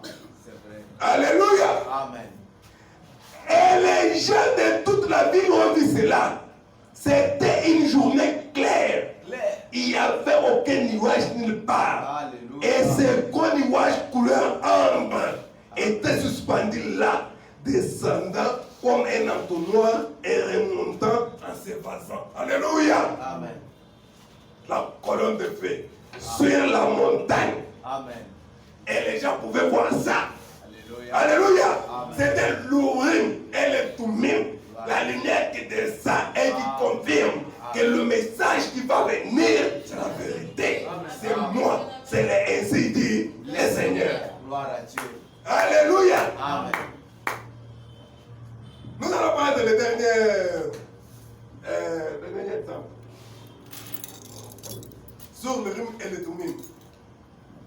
Et celui-là, c'est celui-ci. Alléluia. Amen. Nous allons parler de ça. Ceci. Sur le défi de Woodson. Là, c'était un défi à Woodson. Alléluia. Amen. Parfois, les gens voient toujours ça. Mais pourquoi ils ont toujours ça? Non, non. C'est à cause de l'ange. Amen. Ça, le prophète dit, c'est la photo de l'ange. Amen. Ce n'est pas ma photo. C'est la photo de l'ange. Une fois là, le frère Branham, il y avait un prédicateur baptiste du nom de Best. Best était en train de contester frère Branham sur la guérison divine et consort. Et il y avait le vieux patriarche Bossort qui, lui, il défendait frère Branham. Alors, ils avaient maintenant un un débat avec Berthe. Et puis Berthe même a convoqué une réunion des ministres. Alors ils ont loué une salle et consort et ainsi de suite. L'histoire, vous savez, quand Berthe est monté, il a commencé à dire que c'est faux et ainsi de suite. Et Bossort a commencé aussi à défendre Frère Branham. Frère Branham n'est pas agresseur du vin, mais seulement c'est la parole, ainsi de suite, ainsi de suite, ainsi de suite. Alléluia. Mais maintenant, à la réunion là, Frère Branham devrait aller. Sa femme lui a dit non, non, ne pars pas. Ces gens-là sont mauvais, ils vont déranger ton onction. L'onction que tu as pour la réunion de demain là, bon, ça va déranger l'onction. Et son frère a dit aussi à Frère Branham, non, ne pars pas. Frère Branham leur a dit, non, non, je sens que je dois partir. Mais je ne vais pas entrer dans leur débat, je vais seulement porter quelque chose là, une jaquette qui me passe même par mes oreilles pour qu'on ne puisse pas me remarquer. Alléluia. Nous allons lire un peu en sautant et puis vous allez saisir l'essentiel, sinon on va prendre beaucoup de temps. C'est dans les premières expériences spirituelles. Prêché le 13 juillet 1952. Paragraphe 33. Frère Branham dit, je commence juste à me dire là. Et il a reçu, je vais dire en sautant, je prends l'essentiel. Et il a reçu ce défi-là. Mais ce peste avait environ 30 ans. C'était lui qui défiait Frère Branham, il a défié même Bossort. Les vieux Bossort, c'est lui qu'on avait vu ici, quand il voulait mourir, il s'est mis debout et il a commencé à séduire les gens dans le vide pendant 1 heure. Alléluia. Et puis il est revenu sur son lit et puis il est parti. Et quand Frère Branham lui a posé la question avant de mourir, dis-moi un peu, mon vieux Bossort, quel est le moment le plus merveilleux de ta vie? Tu as fait 50 ans de ministère, voire même plus. Quel est le moment le plus merveilleux de ta vie? Le moment où tu gardes un beau souvenir? Il a dit, Frère Branham, c'est maintenant. C'est maintenant le moment le plus merveilleux de ma vie. Alléluia! Il n'a pas dit non, tu sais, en 1950, quand j'ai fait la campagne là-bas, il y a eu des guérisons. Non, il a dit, tout ce que je faisais tout ce temps, c'était pour arriver à ce jour ici. Parce qu'il doit être à la rivière m'attendant pour me faire traverser la rivière. J'attendais ce jour ici. Le meilleur moment pour moi, Frère Branham, c'est maintenant. Tu ne sais pas que tu vas mourir. Il a dit, oui, je ne vais pas mourir. Je vais traverser de l'autre côté. Alléluia. Et maintenant, Berthe avait défié le vieux Bossort. Il a réussi ce défi-là, mais ce Berthe avait environ 30 ans. Fraîchement sorti du cimetière. Vous avez écouté le prophète? Il dit, Berthe était fraîchement sorti du cimetière. Ainsi donc, j'ai dit cimetière. Non, non, c'est correct, malgré ça. Il était sorti du cimetière. Ainsi donc, séminaire. Séminaire, si vous voulez appeler cela comme cela, appelez cela comme cela, séminaire. Mais lui avait déjà appelé cimetière. Il venait fraîchement de sortir du cimetière. Nous aussi nous disons cimetière. Parce que quand vous allez dans un séminaire, on va vous enterrer. Vous pensez que vous allez étudier Dieu. Non, non, on va vous enterrer. Et puis, écoutez. Et les gens se sont mis, bon, j'ai sauté, je suis au paragraphe 35, et les gens se sont mis à regarder tout autour. Quand Frère Bossort a dit, si Frère Branham peut venir congédier l'église, donc la réunion, s'il veut bien venir, il peut venir congédier la réunion et qu'on sort. Et maintenant, quand il a parlé, les gens ne savaient pas que Frère Branham était là parce qu'il était monté au balcon. C'est là qu'il était assis. Alors, et les gens se sont mis à regarder tout autour. J'étais assis là comme cela, écoutant Frère Bossort et l'admirant. Et aussitôt qu'il avait dit cela, j'ai senti le Saint-Esprit descendre. Alléluia. Oh, c'est même vent qui passait. Alléluia. J'ai regardé ma femme. Parce que sa femme lui avait dit ne parle pas. J'ai regardé ma femme. J'ai regardé mon frère derrière. Parce qu'elle avait dit à Frère Branham ne parle pas là-bas. Mais quand j'ai entendu seulement le vent qu'il a fait. J'ai regardé ma femme. J'ai regardé mon frère. Alléluia. Mon frère a dit reste calme, Bill. Reste calme. J'ai encore senti cela venir. Quelque chose s'est mouvé. Vous pouvez me taxer de fanatique si vous le voulez. Allez de l'avant. Et vous réglerez cela à la part du jugement de Dieu. Taxez-moi de fanatique comme vous voulez. Allez de l'avant. Mais vous réglerez cela à la part du jugement. Quelle assurance. Quelqu'un qui vous dit, si vous voulez critiquer, critiquez, pas de problème. À la barre du jugement, tu auras réglé ça. Alléluia. Amen. Et il dit, et vous réglerez ça, c'est là à la barre du jugement. J'ai senti quelque chose émouvoir. Je me suis levé. Oad, son frère, Oad a dit, Bill, assieds-toi. J'ai dit, laisse-moi tranquille, Oad, au nom du Seigneur. Amen. Laisse-moi tranquille. Alléluia. Frère Bonsoir a dit, combien de baptêmes, tout ça, bon, on saute pour gagner le temps parce qu'il s'est fait déjà, il est déjà tard là. Alors, je suis au paragraphe 36, alors je saute là. Alors, je me suis tenu là et j'ai dit, je ne prétends pas être un guérisseur. Quand je suis né, il m'a été rapporté qu'un ange de Dieu s'était approché de moi. Amen. Alléluia. Amen. C'était le 6 avril 1909. Frère Branham, il naît, il vient au monde. Il y a une lumière, comme le frère Branham explique. Si je commence à expliquer, ça va prendre tout ça. Il dit ceci. Sa maman était petite, elle n'avait que 15 ans quand elle l'a mis au monde.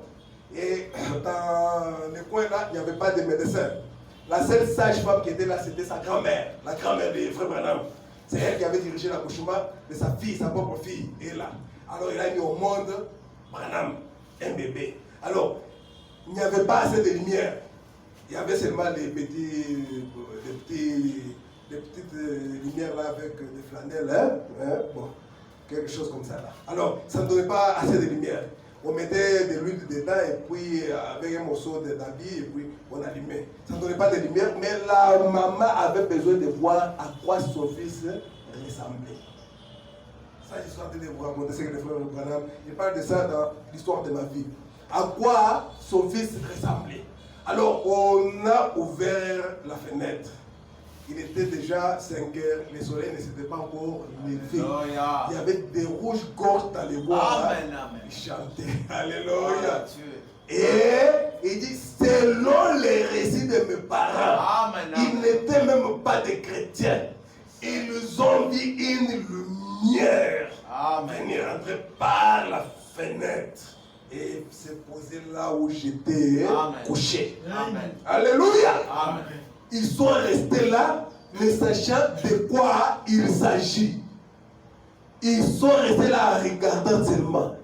Une lumière sur le berceau, là où l'enfant était couché. Et puis la lumière est sortie par la fenêtre, c'est parti. C'est ça ce que le frère Branham dit. Il m'a été raconté qu'un ange de Dieu s'était approché de moi quand je suis né. Il y a quelques 2 ans ou 3 ans, alléluia, il dit il y a quelques 2 ans ou 3 ans, j'étais quelque part. Il m'a commissionné d'aller prier pour le malade. Et tout ce qu'il me faut faire, c'est prier. Il dit, ici j'ai une lettre du roi d'Angleterre, ainsi de suite. On saute là. Et puis, nous continuons. Notre problème, c'est nous voulons arriver sur ce que s'était passé ici. Et frère madame dit, écoutez, parce que Dieu, quand Dieu descend pour confirmer, il ne confirme que sa parole. Alléluia. Amen. Il dit ceci. J'ai dit, si je suis un menteur, Dieu ne soutiendra jamais un mensonge. Alléluia. Dieu est toute la vérité. Et c'est vrai, j'ai dit, si c'est un mensonge, alors Dieu n'aura rien à faire avec cela. Mais ai-je dit, si j'ai dit la vérité, mon Père Céleste parlera pour moi. Amen.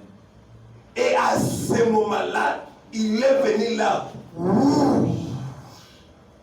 Le frère madame était déjà à la chair. Il est venu là. Ouh. Alléluia. Il est descendu là dans la salle. Droit là où j'étais. Kipperman était là. C'était des photographes. Kipperman était photographe. Ils étaient là avec notre Ayers. Alléluia. Kipperman était là. Il a pris la photo. C'est lui qui avait pris 6 photos de M. Pest.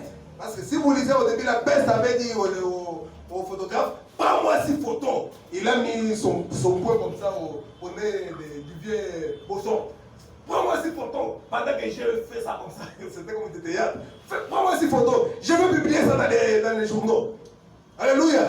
Le même qui avait pris 6 photos de M. Best est venu, il m'a pris une photo. Alléluia. J'ai dit, il a parlé, c'est tout ce qui m'importe. Je suis parti.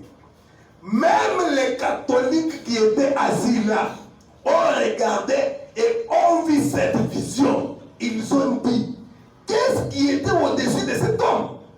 Alléluia. Ils sont venus donner leur cœur. Et ils ont dit, j'aimerais désormais servir Jésus-Christ. Amen. Des catholiques.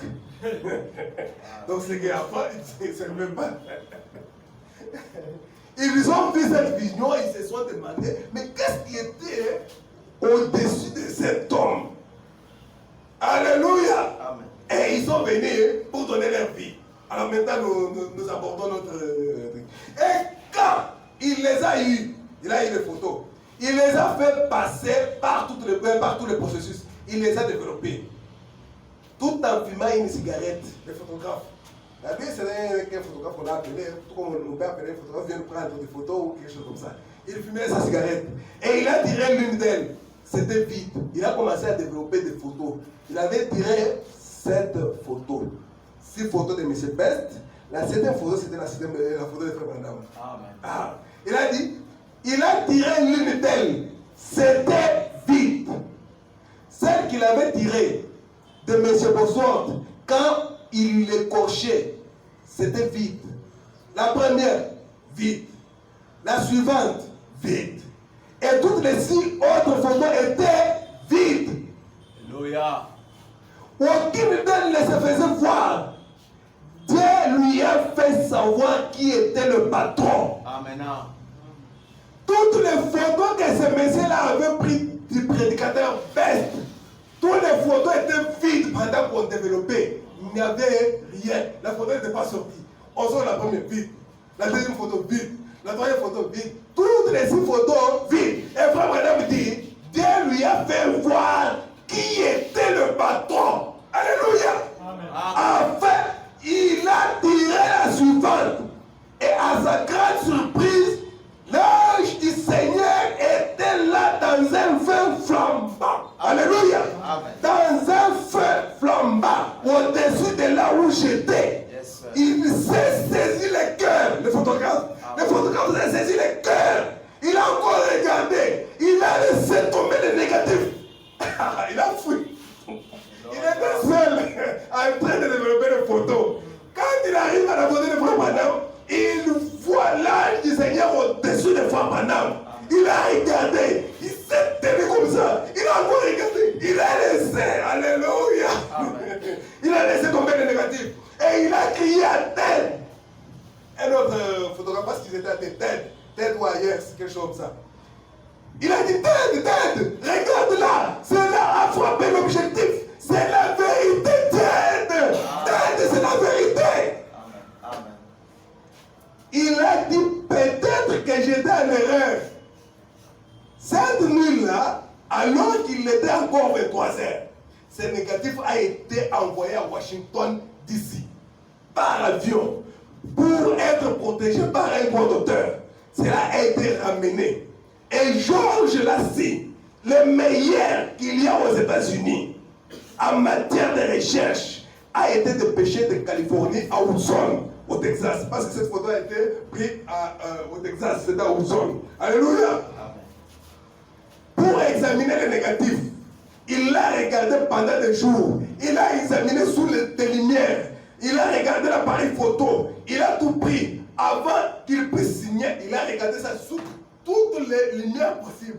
Les ultraviolets, les lasers, il a examiné les négatifs, il a pris l'appareil photo, il l'a examiné. C'était un agent de FBI. Alléluia. Amen. C'est lui qui a examiné cette photo. C'était un agent de FBI qu'on avait dépêché. Alléluia pour cela. Il a examiné sous des lumières. Il a regardé l'appareil. Il a tout pris. Et avant qu'il puisse signer, avant qu'il puisse mettre son nom sur quoi que ce soit, il est allé là. Et puis, au jour où cela, alléluia, Amen. où cela allait être annoncé, a-t-il dit, quand il est entré dans la pièce, Il a dit, qui s'appelle William Branham? Vraiment. Alléluia. Amen. Qui s'appelle William Branham?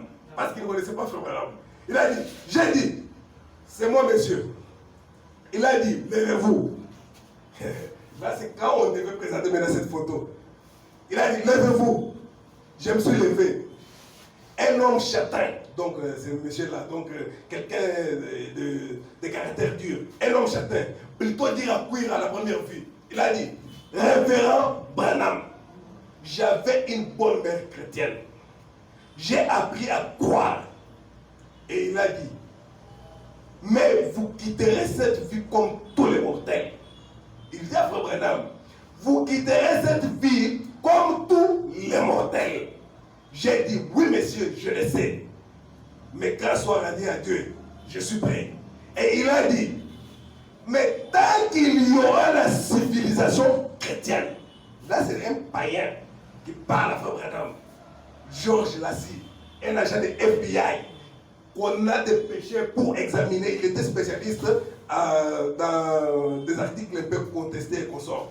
Alors il a examiné avant de mettre les sons de FBI et signé de son nom. Il a dit, j'avais critiqué vos réunions. Alléluia. Écoutez d'abord ce qu'il a dit.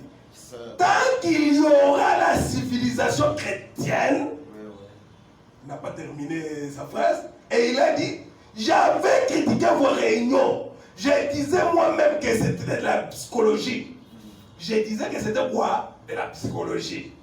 Mais a-t-il dit, révérend Branham, l'œil mécanique Alléluia. de cet appareil photo ne prendra pas de la psychologie. Amen. Il a dit, la lumière a frappé le négatif. Alléluia. Ce n'était pas de la psychologie. Il y a la lumière qui a frappé effectivement le négatif. Parce qu'il a examiné dans tous les sens. Il a dit, je suis prêt à signer de mon nom sur ce document. Il a dit, cela était et c'est l'unique être surnaturel qui ait jamais été photographié dans toute l'histoire du monde. Amen. Amen. C'est la seule photo où il y a un être surnaturel qui n'a jamais été photographié. Les gens ont commencé à pleurer, à crier. Ça y est. Amen. Le prophète dit, ça y est, nous y sommes. Amen. La lumière a frappé l'objectif. Il a dit, un jour, nous sommes dans le témoignage de 39, un jour, il a dit, un jour, cette photo sera vendue dans les bazars, dans des marchés. Amen. Mais il a dit, pas de votre vivant, frère Branham. Yes, sir. Cette photo sera vendue. Alléluia. Amen. Mais pas de ton vivant. Car Dieu ne permettra pas cela. Mais il a dit, après votre départ, Cette photo. l'Église se rendra compte du jour qu'elle a traversé. Amen. C'est un païen qui parle à Frère Branham. Alléluia. Amen. Il dit, après votre départ, l'Église se rendra compte du moment où il l'a traversé. Alléluia. Il a dit, un jour vous mourrez. J'ai dit, Dieu soit loué, je suis prêt. Il a dit, pardonnez-moi de vous avoir critiqué. Alléluia. Frère Branham, pardonnez-moi de vous avoir critiqué. Et il m'a tendu le négatif. Le négatif qui avait cette photo, il a donné à Frère Branham. J'ai dit, cela ne m'appartient pas. Frère Branham lui répond maintenant. Mais toi, mais cela ne m'appartient pas. Cela appartient au studio qui a pris la photo. Il a dit, Monsieur Branham, ces négatifs vaut des dizaines de milliers de dollars. Alléluia. Ces négatifs que je te donne ici, Amen. de cette photo ici, ça vaut des dizaines de milliers de dollars. Pas un peu toutes les églises ou toutes les maisons de frères qui croient au message, qui ont cette photo dans leur maison, et supposons qu'ils ont acheté chacun à $1, $1 à travers le monde. Ça fait combien? Hein? Combien fait madame pour avoir comme argent? Alléluia. Amen. Il a dit, Ce négatif vaut des dizaines de milliers de dollars. Il a dit, c'est la seule fois qu'un être surnaturel ait été photographié par la science. Alléluia. Eh bien, j'ai dit, je refuse de le prendre sur base de votre déclaration. Comme il a dit à Frère Branham, que c'est la photo d'un être surnaturel jamais photographié depuis l'histoire du monde. Frère Branham, il dit, sur base de tes déclarations, je refuse de prendre ce négatif. Ça ne m'appartient pas. Donc, ça appartient. Écoutez, mais là, qui ça appartenait? Alléluia. Il dit, si Jésus m'a assez aimé pour descendre et se faire photographier avec moi pour la première fois dans toute l'histoire du monde, qui suis-je pour vendre sa photo et gagner de l'argent avec cela? Alléluia. Il a dit non, donnez au studio. Sur base de tes déclarations, je refuse de prendre la photo. Donnez ça au studio. Qui suis-je? Si Jésus m'a assez aimé pour descendre et se faire photographier avec moi pour la première fois dans l'histoire du monde, qui suis-je pour vendre sa photo et gagner de l'argent avec ça? Alléluia. Amen. C'est la même lumière qui descendait sur l'Urim Tumim qui était sur le pectoral d'Aaron. Après Aaron, cela a été accroché au poteau. Alléluia. Amen. Et ça avait toujours la même valeur en dehors du corps physique d'Aaron. Alléluia. Amen. C'était placé au poteau. De même que Moïse éleva le serpent d'airain Alléluia. dans le désert, le Fils de l'homme Fils de l'homme. sera encore élevé. Alléluia. Amen. Placé au poteau. Alléluia. Amen. Nous allons terminer. Ici, il s'agit des frères qui étaient en Jamaïque. Ils étaient là en train d'écouter la bande du prophète. Là, c'était du vivant de William Branham. Ils étaient en train d'écouter la bande du prophète comme nous l'écoutions ici le matin, comme nous l'avons toujours mis chaque 9h30 avant de commencer jusqu'à 10h là. On écoute la bande du prophète. Il faut venir pour écouter la bande du prophète, écouter la prédication du prophète. Alléluia. Amen. Et dans cette prédication, il y a toujours de la puissance. Il y a toujours Amen. la chose qui peut faire à ce que tu avances. Yes, sir. Il faut écouter les prédications du prophète. Et ces frères ici étaient là, en Jamaïque, en train d'écouter la prédication du prophète. Pendant qu'ils écoutaient, la radio était là, et assis en train d'écouter, ils ont vu seulement une lumière venir. Alléluia. La colonne de feu. Amen. Jusque sur l'appareil. Pendant que l'appareil jouait la prédication du prophète, la colonne de feu sur l'appareil. Alléluia. Amen. Confirmant toujours que c'était lui. Amen. Parce que l'Urim Tumim, le prophète dit, quand la lumière descendait et frappait l'Urim Tumim, cela voulait dire, ainsi dit le Seigneur. Amen. C'est moi. Amen. Un prisonnier. Nous allons lire le paragraphe 14 et 15 et puis on termine par là. C'est la dernière citation. 14 et 15. Ici, Frère Madame dit ceci.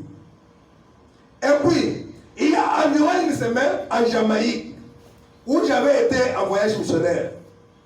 Nous avons envoyé des bandes partout dans le monde. Et les 7 sons sont entrés là, au fin fond, là très loin, à l'intérieur de la Jamaïque. Très loin à l'intérieur. Et là, on était très primitif, là au fin fond, derrière Blue Mountain, la montagne bleue. Et les natifs, des fois, ils ont un enregistreur qu'on qu'on leur procure et qu'on doit à l'époque là, donc on tourne cela à l'aide d'une manivelle, alors on laisse cela jouer comme cela, et chaque fois après quelques minutes, quelqu'un doit en tourner la manivelle. Alléluia. Ces groupes déjà avaient une petite batterie, une batterie de 6 volts, ou quelque chose comme cela, ou autre chose. Ils jouaient cet enregistreur. Et ils étaient tous assis ensemble, à peu près comme on est assis ici ce soir, en train d'écouter ces sauts. Donc ils écoutaient les 7 sauts. Je crois, frère madame dit, je crois que c'était ça, c'était les sauts. Amen. Et pendant que moi je parlais dans l'enregistreur, parce que quand on met notre bande ici, c'est le prophète qui parle. C'est le prophète qui parle, c'est là qu'il dit. Et pendant que je parlais, ils ont vu cette même colonne de feu entrer dans la pièce. Elle est venue et elle est allée là où se trouvait l'enregistreur. Et elle s'est posée au-dessus de cela. Alléluia. Et ils sont allés prendre un appareil photographique. Et ils ont pris cela en photo. Et c'est exactement la même. La voici suspendue juste au-dessus de cela. Maintenant, nous allons faire agrandir cela afin que nous puissions l'afficher au panneau d'affichage à l'extérieur, afin que vous puissiez voir cela. C'était quoi? La colonne de feu venant sur un appareil mécanique, alors que la voix du prophète retentissait à partir de cet appareil. Dieu est venu dans la colonne. Et c'est le prophète qui l'a dit. Il dit que c'était la colonne de feu qui est venue se poser sur l'appareil. Si on était du temps d'un roi, selon les sacerdoces d'un roi, les gens allaient dire l'Urim Tumim a répondu positif. Parce qu'il y a la lumière qui est venue pour frapper les pierres sur le pectoral d'Aaron qui était l'Urim Tumim. Et cela donnait la lumière. Alléluia. L'arc-en-ciel et qui s'est fusionné, qui donnait la couleur ambre de la colonne de feu. Alléluia. Alors, c'est qu'aujourd'hui, notre Urim Tumim, le prophète dit, c'est la Bible. Et cette Bible, vous n'allez pas la lire comme ceci. C'est un livre du prophète. Amen.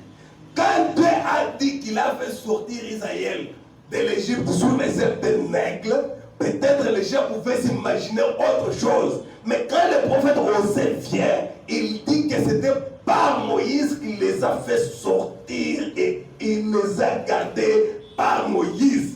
Donc, confiez-vous à son prophète et vous réussirez. Amen. Vous aurez du succès. Amen. C'est parce que le prophète, c'est que lui dit, il y a toujours l'Urim et le Tumim qui étincellent, qui donnent la lumière de l'arc-en-ciel. Et cette lumière qui vient frapper l'Urim Tumim n'est autre que cette colonne de feu. La couleur ambre, le prophète dit, c'est une couleur jaune verdâtre. C'est la couleur de la colonne de feu. Les 7 couleurs de l'arc-en-ciel associées, c'est ce qui donne la colonne de feu, cette couleur jaune verdâtre. Alléluia. Amen. Que Dieu vous bénisse. Amen. Alors que nous sommes arrivés à